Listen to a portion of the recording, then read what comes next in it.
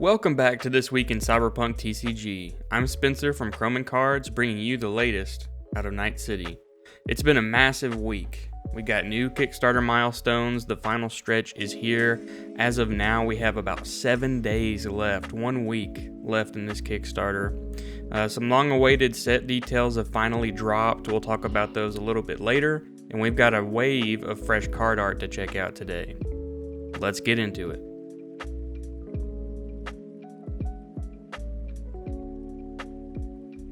For updates on the Kickstarter, we are officially at $18.7 million raised, with about 7 days to go. Stretch goals unlocked include Rogue, Goro, Jackie, and Royce cards added straight into the beta box. Some upcoming goals that we have are Yorinobu at $19 million. The $20 million stretch goal has yet to be revealed, but the way this is going for this last week, there's not really a doubt in my mind that we won't hit $20 million. It's surely going there. If you just look at the Kickstarter today, it's constantly moving. That has to do with some new info coming out, the set details being revealed, and the new bundles that we have that were announced today, which is April 10th. Going in order here, I want to highlight these. First, we have the all sleeves bundle. You'll see these are just accessory bundles that kind of put everything into one package with a small discount. I'll throw those up on the screen now so you can see that. We have the all neoprene playmats bundle next, which are kind of your standard playmat that you're used to. We do have an option with all the cloth playmats, which are the deluxe playmats. All deck boxes, which are 6 different deck boxes so far, that's included in one bundle. And then next comes the binders. So we have first a 2x2 top loader binder bundle, a all foil binder bundle, and a 3x3 top loader bundle, which is slightly bigger than the first one we mentioned. Johnny Silverhand is coming in a Night City Legend tier. So you'll see a serialized card 0 to 99 of Johnny Silverhand made by Displate, the metal cards. And that's really the bundles we have, so those are the updates to look forward to.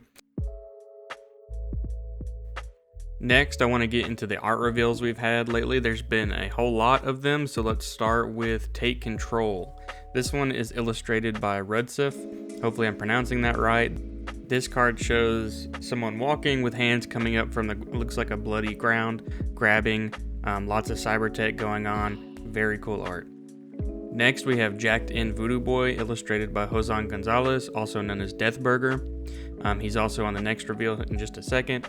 Some of this art may look very familiar to you. I believe this may have been on a version of the Steelbook case that the game was released in. Very, very beautiful use of color, almost like watercolor. These have a very unique art style. And that brings us to Gilded Maton, also by Deathburger. There are just so many fine details in these images, and it's really fun to look at. Even in the background, you see all of these different graffiti arts or names on signs and even pictures in the town. These just feel very alive. That brings us over to MaxTac Heavy, illustrated by Olgierd Ciszak, of a MaxTac Heavy agent just kicking down a door with his team outside. Very vibrant colors, purple and blue here. Next up, we have the Valentino Street Racer, illustrated by Michael Zeiken. This one's one of my favorites of the week. I just love the use of red here. The colors mix very, very well, and it's just super cool. We're getting into our last couple here. This one is Towerfall by Adia. This card shows the destruction of Arasaka Tower from Johnny Silverhand, which shows a massive bomb on top just going off. And you just love to see these moments from the games illustrated on cards. And the last one we have here is sort of a special one. This is actually an Instagram story from the official Cyberpunk TCG account showing Metal V in person, so we can get a little bit of better look at how the card looks. These metal cards made by Displate. The foiling on the front of the card looks incredible. It's kind of like a rainbow look almost for this one. The art is very, very vibrant. The contrast is there. I'm excited to see more of these metal cards because this is not something I've personally had experience with in card games, and I think it's a really neat idea. Alright, Chooms, let's get into what everybody wants to know about, which is set details. Welcome to Night City. The first set in Cyberpunk TCG will have 140 mechanically unique cards, 171 cards total, which includes your alternate arts, your special arts, which are iconic rares. So there's 31 iconic rares in the set, which will by far be the hardest chase cards to get. Let's look at the number of cards breakdown by type. This is looking at the 171. So for common, we have 60. Uncommon, we have 32. Rare, 32. Epic rare, 12. Secret rare, 4. Iconic rare, 31. Even though the iconic rare makes up about 18% of this total count, these are going to be the hardest to pull.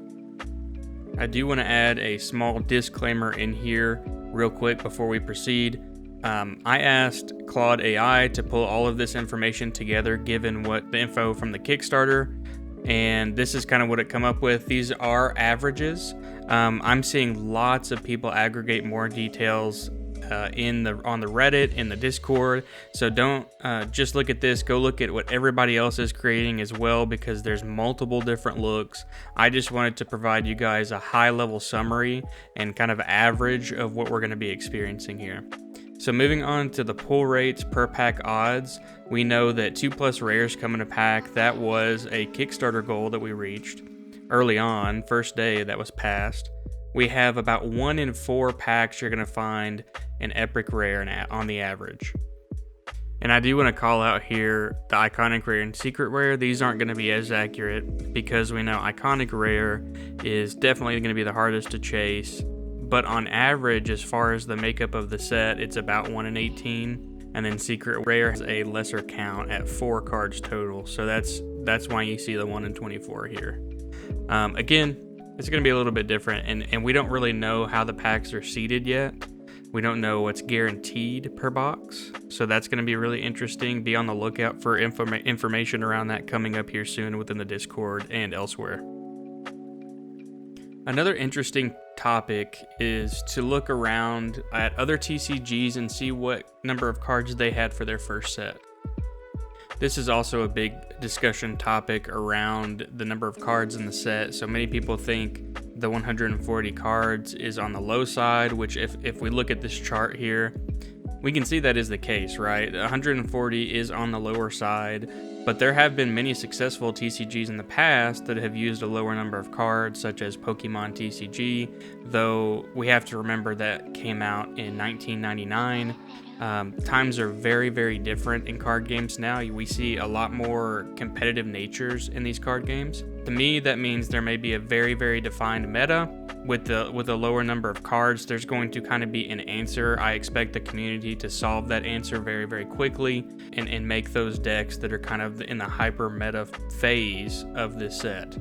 Now, is that a bad thing? I don't think so. I think for a new card game, figuring out that meta early is fine. I think there's going to be alternatives, and I think that let's just see what happens after they get their footing with this first set. Something else to consider here is that if there's not a lot of chaff or in other card games we see a bunch of useless commons that really don't see the light of day. If this game is really well designed, which we can't really tell just yet, but when we see that full card pool, if it is this well designed, it doesn't matter how many cards are in the set as long as they all play well together and are all useful in some capacity within a deck. Please drop your comments below. I want to hear your opinions on this. I want to show this to you guys. I want this to be more of a discussion. I love talking about this stuff, so please let me know what you think.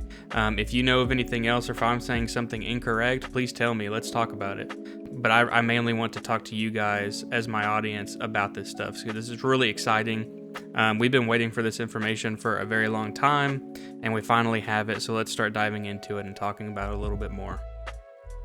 The next thing I wanted to look at is how many boxes do you need to get what you really want? A lot of people are going to have different objectives with this game. Some are going to collect only. Some are going to play only. Some are going to be hybrid where they're going to collect and they're going to play. It really depends on what your goals are for a TCG to know how many boxes you're going to get. So looking at the majority, you're going to be around 3 to 4 boxes. You're going to see a lot of cards with around that number. So, others are saying the $350 starter tier is fine for this game. It absolutely is a great spot to be. There is no shame in going at a lower tier if you want to take a approach where you're getting more boxes, say like 4 to 6. You're going to see a lot more rares, hopefully, depending on the seating, but that's kind of what we're seeing. The people that donated at the $8,000 tier, what is that, 54 booster boxes? That's insane. If you opened all those, I would hope that you see the full set, including iconic rares. That is a ton of cards. I know most people in that range are probably LGSs, that I'm hoping they're LGSs or they're going to be selling those. But I know some people are going to have a lot of those boxes to open because these cards are going to be valuable, especially iconic rares. These are going to be your chase cards. And I think beta down the line is going to be chased because the iconic rares in retail are going to be different than the beta set. So that's really something to think about as you start cracking these packs. But what is your goal? I want to know down below. There's also a little finance picture here for this high level overview. So at that 3 to 4 beta box level, you're sitting around $500 that's one of each playable card. Obviously, you're going to get lots of duplicates for your commons and your uncommons, which will be good for deck building.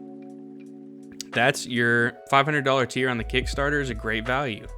That's going back to those earlier tiers. The $350 one is still a great value, and you're going to be able to trade the duplicates you get, or maybe the more valuable hits you want. If you don't care about those as a player, you're going to be able to sell those, and you're going to be able to get the cards you want to play the game. For a collector, for all 171 cards, that's looking at 15 to 20 boxes potentially, and that's sitting around $2.5K with the pricing that we know today. We don't exactly know the full retail pricing just yet, but that's going to play into things as well, right? Since the retail version's only 24 packs per box, that this equation is going to be much different. We also got a Cyberdeck Podcast episode 4 discussing the set size as well. There's no new information that we got from that podcast, really, just Kawa and Berza talking about it. They did talk about PAX East and give a little bit of a recap of that. They said they demoed to around 750 people. They had around 12 people playing at one time. 750 is a great number for a game that's not even out yet on Kickstarter. That's a lot of people that are just, foot traffic coming through a con and sitting down to play maybe a tutorial game of something. And they said the reception was astounding. There are cons coming up that Kawa's going to be at Anime Expo, as well as the rest of the WeirdCo team, or maybe most of them, I'm sure. We do have Gen Con coming up this summer. Berza is attending Gen Con. That's probably the biggest con we have throughout the entire year, so I expect a lot of traffic from just Gen Con alone. And then they also discussed some new cards. So we saw El Sombreron, which was a red card, but the exclusive reveal was Caliber. And this card was really cool. This is a yellow card, and they kind of highlighted and talked about the use cases of this card, where your opponent's really going to get punished if they're kind of targeting this card, because it allows them to discard cards depending on the size of your gig dice. They may discard more than one. So super cool. I love hearing them talk about these cards because they've been playtesting these cards and seeing their use cases. So it's nice to kind of get info from them. Community creations. In the spotlight this week, we have a 3D printable storage case by Z Gremlin. This is a printable deck box for 3D printing. This is on Maker World, link down below if you want to go see it. It also has some customizable handles to put on the deck box.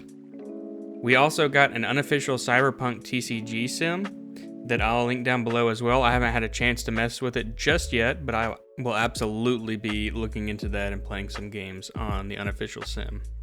We have deck builders popping up. There's multiple on the Reddit that you'll see. The ones I kind of focused on are choom.gg by Reddit user Lovecore and Afterlife Decks by Reddit user Nose Intrepid. Give those a look and let me know what you like and don't like about them. Make sure to provide feedback to the creators so they can go in and make community updates for you. That's all this week. Holy cow, there was a lot this week. Let me know what you think about the set reveal. That is by far the biggest news of the week. Let me know your favorite arts that were revealed this week. There's a lot of those as well. Thank you for tuning in as always, and I will see you in the next one. Stay chromed out, chums.